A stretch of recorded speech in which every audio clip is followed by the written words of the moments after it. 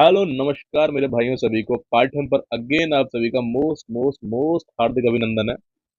And again आज एक नए सेशन में आप लोगों का मैं मोस्ट वेलकम कर रहा हूँ, जिसमें कि हम करने वाले हैं मोस्ट इंपोर्टेंट अपॉइंटमेंट 2025 के टिल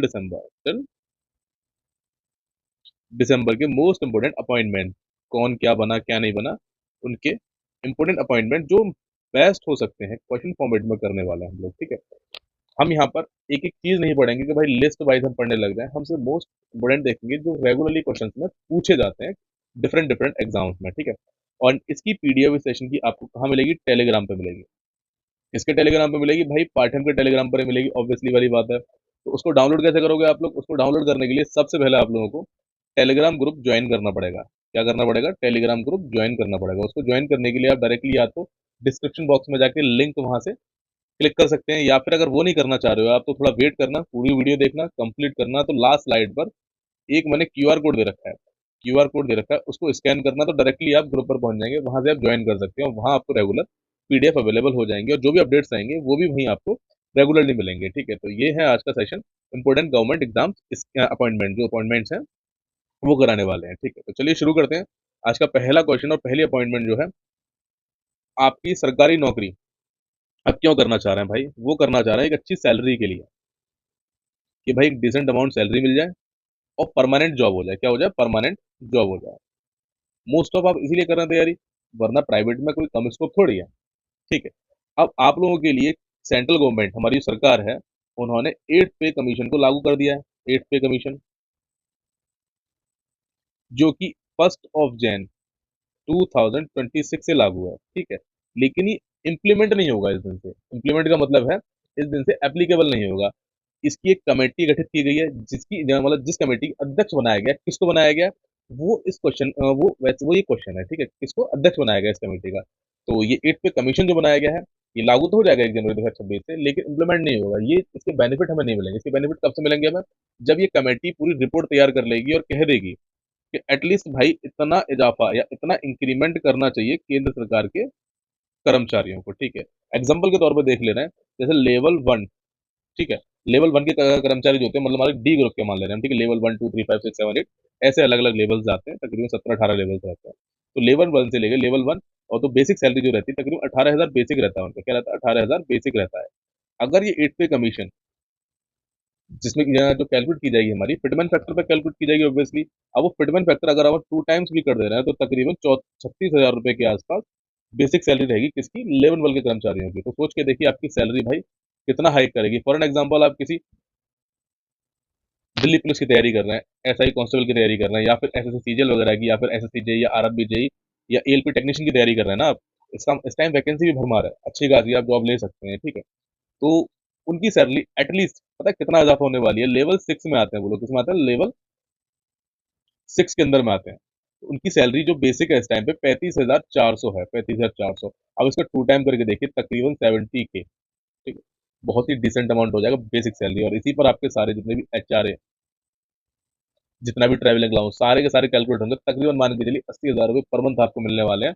लेकिन 2026 से नहीं मिलेंगे आपको, ये एप्लीकेबल हो जाएंगे 2027 या 2027 मिड से आपको मिलना स्टार्ट होगी सैलरी, तभी इंक्रीज होगी आपकी, जो आपके अकाउंट में रिफ्लेक्ट होगी। तो ये था आज का बता रहा था, जो ये था आज का पॉइंट्स क्वेश्चन बताने वाले भाई, जो आप लोगों को मोटिवेट करेगा आपकी गवर्नमेंट जॉब की प्रिपरेशन के लिए। ठीक है, तो क्वेश्चन क्या था हमारा? आज का क्वेश्चन था, हाल ही में केंद्र सरकार ने 8 पे कमीशन का अध्यक्ष किसे चुना है?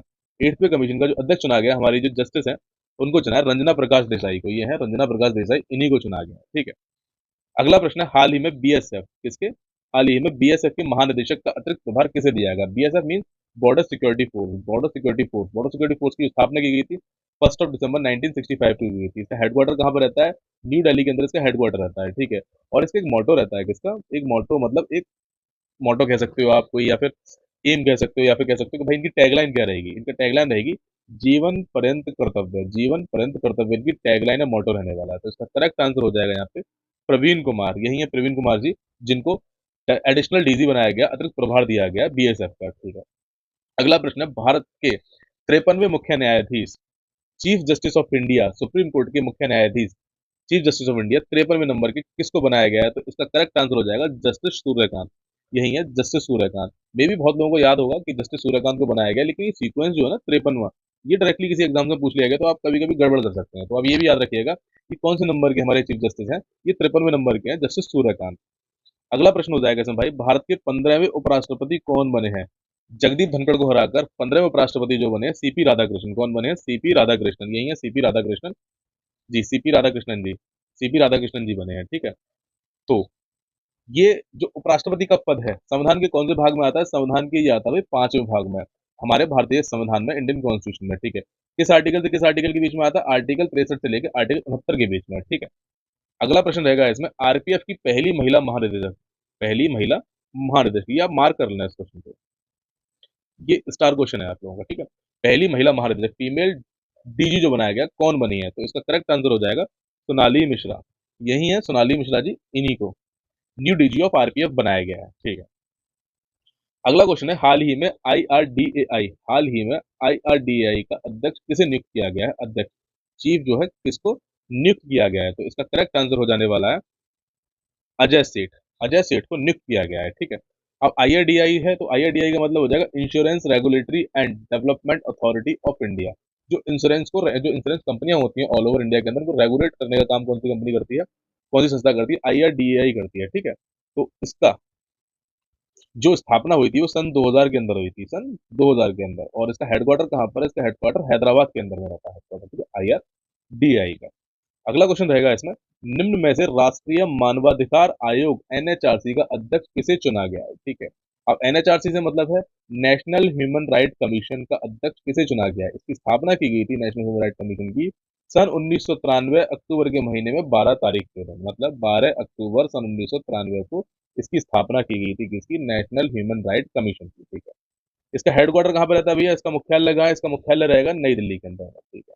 और जो इसके प्रेजेंट में हेड हो जाएंगे वो कौन हो जाएंगे? सर्वे नहीं, हेड नहीं, सॉरी, इसके हेड नहीं, ये जो इसका मोटो रहेगा, मोटो मतलब टैगलाइन जो रहेगा, सर्वे भवंतु सुखी, सर्वे भवंतु सुखिंग, ठीक है सर। तो इसकी टैगलाइन रहने वाली है। तो इसका करेक्ट आंसर हो जाएगा भाई, तो इसका करेक्ट आंसर है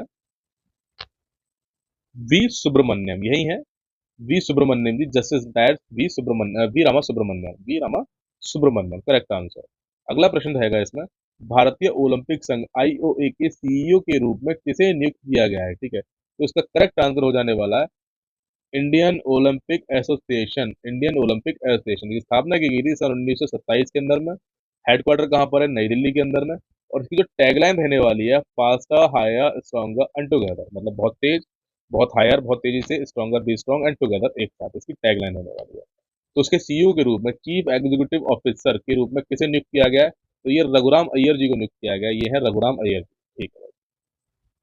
अगला प्रश्न रहेगा इसमें, हाल ही में फिक्की का नया अध्यक्ष किसे चुना गया है? फिक्की का नया अध्यक्ष किसको चुना गया है? नया अध्यक्ष ये हो जाएंगे अनंत गोयनका जी। कौन हो जाएंगे? अनंत गोयनका जी को फिक्की का नया अध्यक्ष या नया प्रेसिडेंट कह सकते हो आप, चुना गया है। क्या चुना गया? नया अध्यक्ष या प्रेसिडेंट चुना गया है, ठीक है। अगला प्रश्न हो जाएगा इसमें, हाल ही में सीजीसीए के रूप में किसे नियुक्त किया गया है? सीजीसीए मीन्स हो जाएगा controller general of communication accounts, ठीक है। क्या हो जाएगा? Controller general of communication accounts का के रूप में किसे नियुक्त किया गया है? ठीक है। तो इसका करेक्ट आंसर हो जाने वाला है वंदना गुप्ता जी को नियुक्त किया गया है भाई, ठीक है। अगला प्रश्न हो जाएगा, वर्तमान में भारतीय सेना के प्रमुख अध्यक्ष कौन है? भारतीय सेना के प्रमुख अध्यक्ष कौन है? जो हमारे जनरल कौन है, आर्मी चीफ कौन है वर्तमान समय में? तो वो ये है, क्या नाम है इनका? इनकी नेम प्लेट पे भी आपको साफ दिख रहा होगा, उपेंद्र द्विवेदी जी। तो बिना सोचे आंसर लगाइए, उपेंद्र द्विवेदी जी करेक्ट आंसर हो जाएंगे। वर्तमान समय में हमारे आन बान और शान भारतीय सेना के प्रमुख अध्यक्ष जनरल है हमारे उपेंद्र द्विवेदी, ठीक है।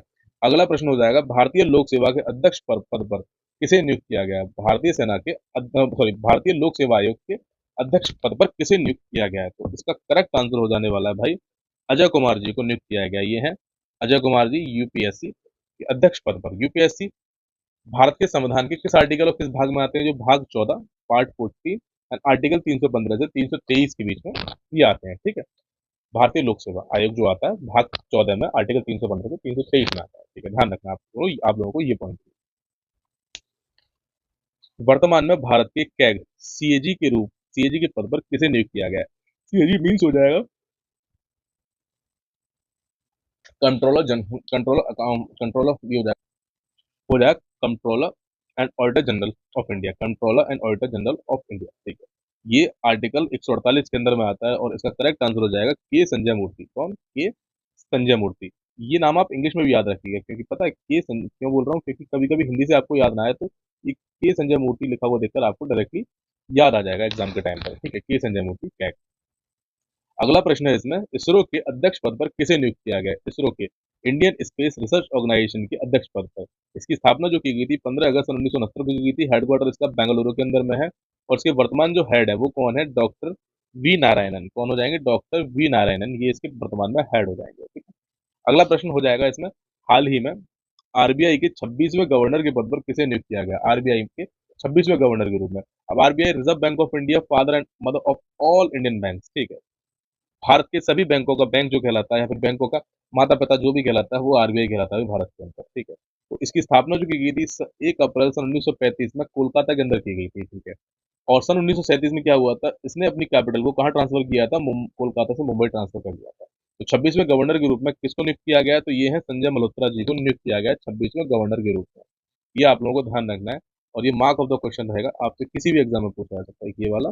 और एक बताया था मैंने आपको 53वें मुख्य न्यायाधीश जो बने हमारे पास, जो जस्टिस सूर्यकांत बताया था मैंने आपको, जस्टिस सूर्यकांत। ये इंपोर्टेंट क्वेश्चन रहेंगे आज के। तो ये थे आज के इंपोर्टेंट अपॉइंटमेंट्स के कुछ क्वेश्चंस। और ये रहा वो क्यूआर कोड जिसको स्कैन करके आपको पैसे तो नहीं मिलेंगे, लेकिन टेलीग्राम का लिंक जरूर मिल जाएगा। हमारा टेलीग्राम चैनल आप डायरेक्टली यहाँ से रिडायरेक्ट हो जाएंगे। ज्वाइन करने के बाद वहाँ पीडीएफ ले सकते हैं और वो किसी भी पैसे से वैल्यूबल होगा आप लोगों के लिए, क्योंकि वहाँ आपको valuable PDF and video links